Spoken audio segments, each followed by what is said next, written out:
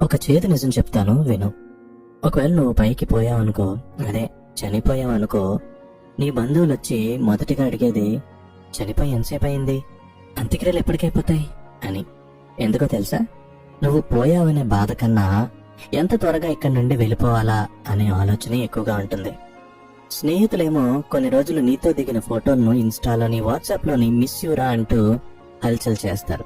కొన్ని రోజులకి వారి రోజువారీ జీవితంలో మునిగిపోయి మళ్ళీ యథావిధిగా నవ్వుతూ నవ్విస్తూ వారి వారి రొటీన్ లైఫ్ లోకి వెళ్ళిపోతారు.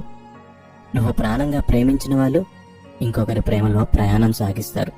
నీ కుటుంబం అందరికన్నా ఎక్కువ బాధను చూస్తుంది, కానీ సమాజం కోసం మేం బానే ఉన్నాం అంటూ నవ్వు నటిస్తారు.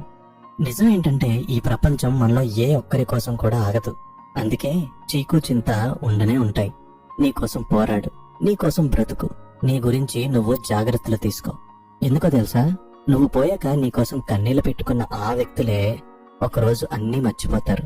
వాళ్ళు తమ జీవితాల్లో ముందుకు సాగిపోతారు. అర్థమైందా?